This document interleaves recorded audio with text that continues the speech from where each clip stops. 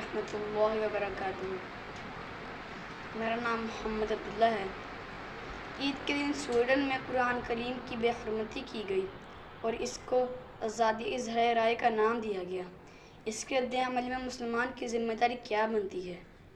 मेरा सवाल है तमाम मुसलमानों से, क्या इसका नाम आज़ादी इज़हार राय है?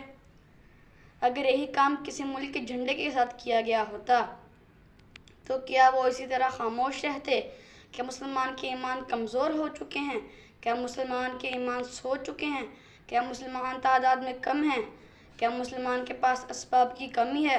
क्या मुसलमान की हिस्स सो चुकी है? मेरे ख्याल में जितनी तादाद में आज मुसलमान हैं, इससे पहले कभी इतनी ज़्यादा तादाद नहीं थी। इतने मालो असबाब आज हैं, इससे पहले कभी शायद ना हों। जितने इस्लामी ममालिक आज दुनिया में मौजूद हैं, इससे पहले शायद कभी ना हों।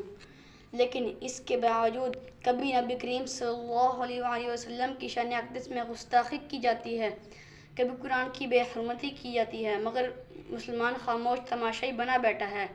इसकी वजह क्या है? वजह ये तो नहीं कि हमारा ईमान कमज़ोर हो चुका है, हमारा कुरान से ताल्लुक़ टूट चुका है, हमारा आपस का इत्तेहाद टूट चुका है। तो आइए हम में से हर एक ये अहद करे कि मैं कुरानी तालीमात को आम करूँगा और इस पर अमल पैरा होऊंगा और इनके असबाब पर गौर